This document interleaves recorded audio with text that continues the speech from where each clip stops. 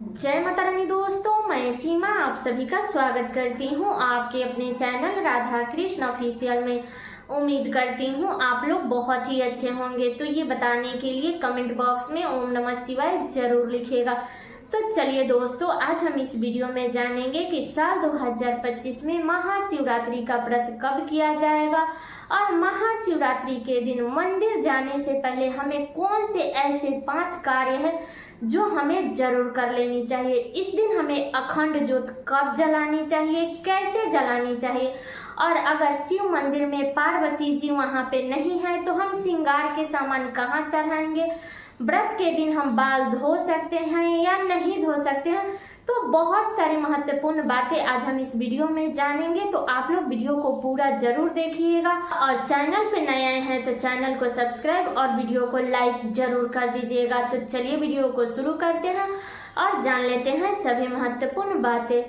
तो सबसे पहले बता दूं दोस्तों कि महाशिवरात्रि का व्रत जो कि फाल्गुन मास के कृष्ण पक्ष के चतुर्दशी तिथि के दिन महाशिवरात्रि का व्रत रखा जाता है, जो कि अब की बार 26 फरवरी दिन बुधवार के दिन महाशिवरात्रि का व्रत रखा जाएगा। ठीक है, तो इस दिन आप लोग सुबह में जल्दी उठ जाइएगा। और बता दो दोस्तों कि बहुत सारे लोगों की आदत होती है कि वो लोग उठते ही चाय पानी पीते हैं, इसके बाद में कोई भी कार्य करते हैं। तो बता दूं कि आप लोग इस दिन मुख में कुछ भी मत डालिएगा जब तक आप लोग शिव जी की अभिषेक नहीं कर लेते हैं। ठीक है, तो इस बात का ध्यान रखिएगा। तो बता दूं कि अगर आप इस दिन थोड़ा सा जल्दी उठ जाएंगे ना तो आपके सारे कार्य हो जाएंगे। तो आप लोग इस दिन सुबह में जल्दी उठ जाइएगा और उठ करके आप अपने घर का अच्छे से साफ सफाई कर लीजिएगा। इसके बाद में आप लोग स्नान कर लीजिएगा। स्नान करने के बाद में इस दिन आप लोग लाल पीला वस्त्र धारण कीजिएगा, क्योंकि महाशिवरात्रि का जो व्रत है ना वो शिव जी के शादी का सालगिरह है, शिव जी के शादी का वर्षगांठ है। इसलिए इस दिन हमें अच्छे से सज सवर करके तब हमें शिव जी की पूजा करनी चाहिए। हो सके तो आप लोग एक दिन पहले मेहंदी वगैरह लगा लीजिएगा। ठीक है, इस दिन आप अपने सिंदूरा से सिंदूर लगाइएगा, पैर में महावर जरूर लगा लीजिएगा। ठीक है, और बता दूं कि अगर हो सके तो आप अपने घर में पूजा करके ही जाए देव मंदिर में पूजा करने के लिए।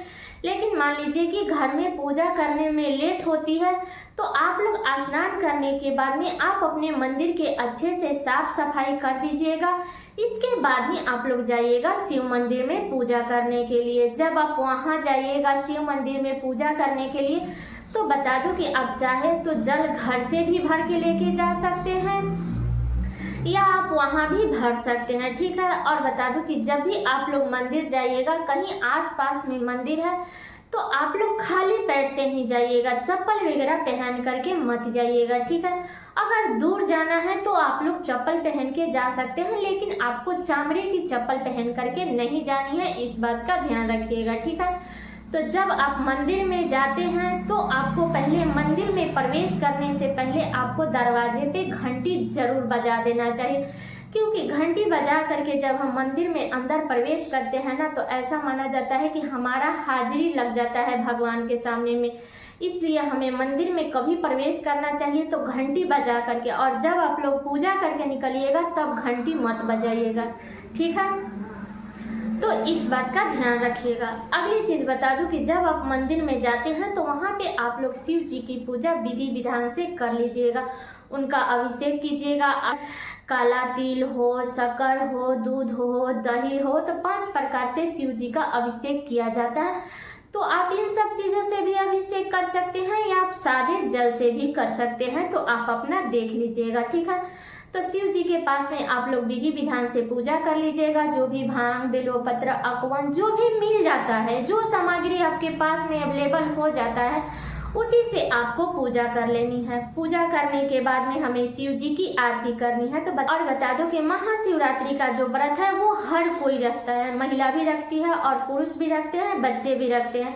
तो बता दो कि इस दिन बहुत ज़्यादा मंदिर में भीड़ रहती है, इसलिए आपको शिव जी की आरती बचा करके करनी चाहिए। आप चाहें तो कपूर से भी आरती कर सकते हैं या जो दीपक जला करके आप पूजा करती हैं उससे भी आप लोग आरती कर सकती हैं। ठीक है, तो आप लोग वहाँ पे आरती कर लीजिएगा, लेकिन बचा करके कि किसी के कपड़े में लगे नहीं। ये नहीं कि हम पूजा करने जा रहे हैं और किसी के कपड़े में लग गया तो उसके वजह से लड़ाई झगड़ा होता है, तो वो अच्छा नहीं होता है। इसलिए आप ज़्यादा भीड़ है तो आप आरती ना करें, लेकिन किसी से उस दिन लड़ाई झगड़ा नहीं करनी चाहिए, ठीक है। तो मंदिर में पूजा कर लीजिएगा। इसके बाद में आप लोग शिव जी का परिछावन जरूर कर लीजिएगा। मैं तो पिछले वीडियो में बताई ही थी कि आपको परिछावन अपने आंचल के ऐसे खुट पर लेकर के और शिव जी को 5 बार 7 बार आप लोग कर लीजिएगा परिछावन, ठीक है। और इसके बाद में जब आप परिछावन कर लेती हैं, इसके बाद आपको सर पटक करके शिव जी को प्रणाम करनी है। और नंदी जी को भी आप लोग पूजा पाठ जरूर कर लीजिएगा वहीं पे। और जो भी आपकी कामना है वो नंदी जी के कान में जरूर कहिएगा, क्योंकि ऐसा माना जाता है ना कि हमारे जो बातें हैं वो नंदी जी शिव जी तक पहुंचाती है। इसलिए हमें नंदी जी के कान में इस दिन जरूर कुछ कहना चाहिए। तो जो भी आपकी कामना हो आप नंदी जी के कान में कह सकती हैं, ठीक है। और बता दो कि इस दिन आप लोग शिवलिंग पर चढ़ा हुआ प्रसाद लेकर के आप घर मत आइएगा। नंदी जी पे चढ़ा हुआ प्रसाद आप लोग खा सकती हैं, लेकिन शिव जी पे चढ़ा हुआ प्रसाद हमें नहीं खाना चाहिए, ठीक है। तो ये बातें क्लियर हो गई। और बता दूं कि अगर वहीं पास में मंदिर है, क्योंकि बहुत सारे मंदिरों में शिव जी और पार्वती जी दोनों आदमी की मूर्तियां नहीं रहती है, आधा से अधिकतर मंदिर में सिर्फ शिवलिंग ही रहता है। तो अगर आपके यहाँ है तो आप लोग श्रृंगार का सामान इस दिन जरूर चढ़ाइएगा।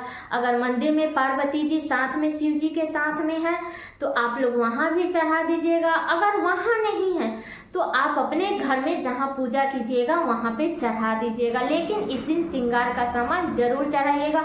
और कुछ चढ़ाएं या ना चढ़ाएं, लेकिन 1 डब्बा सिंदूर और 1 बिंदी का पत्ता जरूर चढ़ानी चाहिए। नहीं तो ऐसे अगर आपके पास में है तो सिंदूर, बिंदी, महावर, मेहंदी, नेल पॉलिश ये जरूर चढ़ानी चाहिए। 5 श्रृंगार तो जरूर चढ़ानी चाहिए, ठीक है। और बता दो कि इस दिन जब आप लोग माता पार्वती के मांग में सिंदूर लगाइएगा ना, तो वो उंगली आप अपने मांग में जरूर भर लीजिएगा। और जो पैकेट में सिंदूर बच जाता है उसको ला करके इस दिन आप अपने सिंदूरा में जरूर भरिएगा। अगर पास में सिंदूरा है तो भर दीजिएगा। अगर मान लीजिए कि पास में सिंदूरा नहीं है, क्योंकि बहुत सारे लोगों की गांव में सिंदूरा रहती है, तो आप जो भी रेगुलर सिंदूर यूज करती है ना उसमें भी आप लोग भर सकती हैं, ठीक है। तो ये बातें क्लियर हो गई। और बता दूं कि जब भी आप लोग मंदिर में प्रवेश कीजिएगा तो आपको पैर धो करके ही मंदिर में जानी चाहिए। बाहर में कल वगैरह नल है, कल है, पंप है, तो कुछ भी लगा हुआ है तो उससे आप लोग पैर धो करके तभी आप लोग मंदिर में प्रवेश कीजिएगा, ठीक है। इस दिन आप शिवलिंग पर से चंदन ला करके आप अपने पति बच्चे को जरूर लगा दीजिएगा। वहाँ पे आप लोग मुड़ी पटक करके प्रणाम कर लीजिएगा।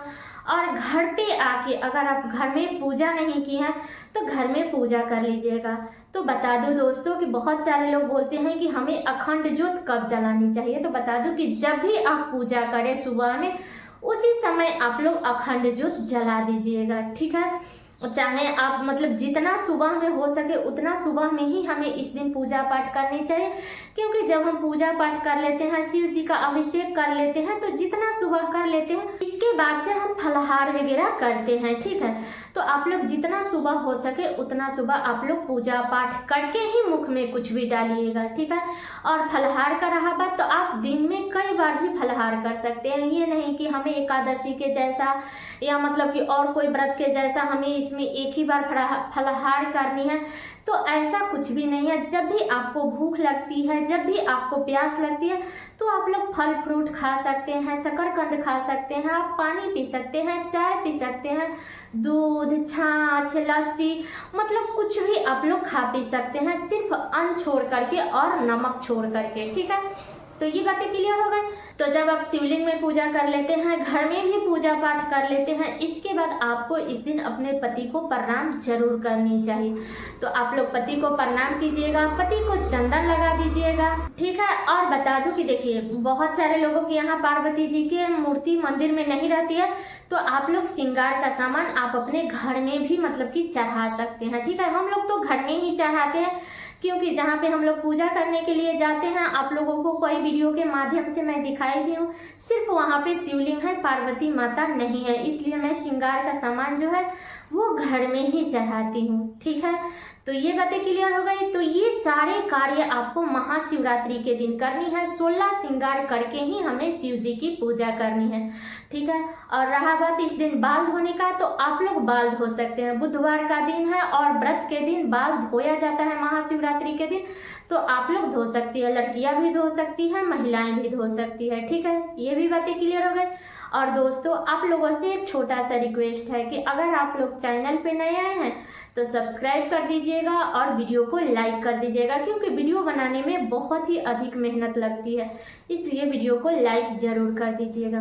अगली बातें जान लेते हैं कि जिनको भी पहली बार व्रत उठाना है तो वो लोग उठा सकते हैं, क्योंकि महाशिवरात्रि का व्रत हो या प्रदोष का व्रत हो या शिव जी से जो भी संबंधित व्रत हो, कितने लोग मानसिक शिवरात्रि का व्रत करते हैं तो वो लोग इसी शिवरात्रि से उठा सकते हैं, ठीक है। लेकिन बता दूं कि और अगर आपको व्रत उठाना है, जैसे साप्ताहिक व्रत गुरुवार का, मंगलवार का, शुक्रवार का, तो वो सब अगर आपको व्रत उठानी है तो आप लोग होलिका दहन के बाद उठाइएगा, ठीक है। ये बातें क्लियर हो गई। और बता दूं कि इस दिन आपको महामृत्युंजय मंत्र का जरूर जाप करनी चाहिए। 11 बार, 21 बार, 51 बार या 101 बार, जितना मतलब कि संभव हो उतना आप लोग इस दिन महामृत्युंजय मंत्र का जाप जरूर कर लीजिएगा, ठीक है। और बता दूं कि बहुत सारे लोग हैं जो इस दिन पार्थिव शिवलिंग बना करके पूजा करते हैं, तो आप लोग पार्थिव शिवलिंग बना करके भी पूजा कर सकते हैं। आप सुबह में भी पूजा कर सकते हैं या शाम में भी पूजा कर सकते हैं, टोटल आपकी मर्जी है, क्योंकि शिवरात्रि के दिन सारे दिन पूजा पाठ किया जाता है। आप किसी भी प्रकार का मतलब कि आयोजन करना चाहते हैं, जैसे बहुत सारे लोग हैं जो रुद्राभिषेक कराना चाहते हैं या शिव जी का मतलब कि कोई भी व्रत त्योहार या शिव जी का कोई भी पूजा पाठ कराना चाहते हैं तो आप लोग इस दिन करा सकते हैं, ठीक है। और बता दूं कि इस दिन आप चाहे तो चारों पहर की पूजा कर सकते हैं, सुबह, दोपहर, शाम और मतलब कि अगले दिन आप लोग पूजा कर सकते हैं। अगर आप चारों पहर की पूजा नहीं कर सकते हैं तो आपको दोनों समय शिवरात्रि के दिन सुबह और शाम में पूजा जरूर करनी चाहिए। दोनों समय आपको भोग लगानी चाहिए, जो भी फल फ्रूट, ड्राई फ्रूट, जो भी भगवान का दिया हुआ है वही सब चढ़ा करके हमें शिव जी की पूजा महाशिवरात्रि के दिन दोनों समय करनी चाहिए, ठीक है। अब चलिए जान लेते हैं कि जो लोग भी पार्थिव शिवलिंग बना करके पूजा करते हैं तो उन्हें विसर्जन कब करनी चाहिए। तो बता दो कि पार्थिव शिवलिंग बना करके जब आप लोग पूजा कीजिएगा तो उसको विसर्जन आप लोग उस दिन ना करके आप लोग अगले दिन कीजिएगा, क्योंकि उसी दिन विसर्जन नहीं किया जाता है। और आप लोग चाहे तो कहीं नदी सरोवर में उसको डाल दीजिएगा या उसको गला करके आप लोग गमला वगैरह में डाल दीजिएगा, नहीं तो आप लोग ऐसे जगहों पे रखिएगा जहाँ पे किसी का पैर ना लगे, ठीक है। तो ये भी बातें क्लियर हो गई। और बता दो कि महाशिवरात्रि के दिन आप लोग सूर्य भगवान को जल जरूर दे दीजिएगा। तो सारी बातें क्लियर हो गई महाशिवरात्रि के दिन से संबंधित। और दोस्तों आगे मैं और वीडियो डालूंगी महाशिवरात्रि से संबंधित, तो आप लोग चैनल को सब्सक्राइब जरूर कर दीजिएगा। तो उम्मीद करती हूँ कि आप लोगों के लिए वीडियो बहुत ही उपयोगी होगा। तो ये वीडियो मेरा यहीं तक का था।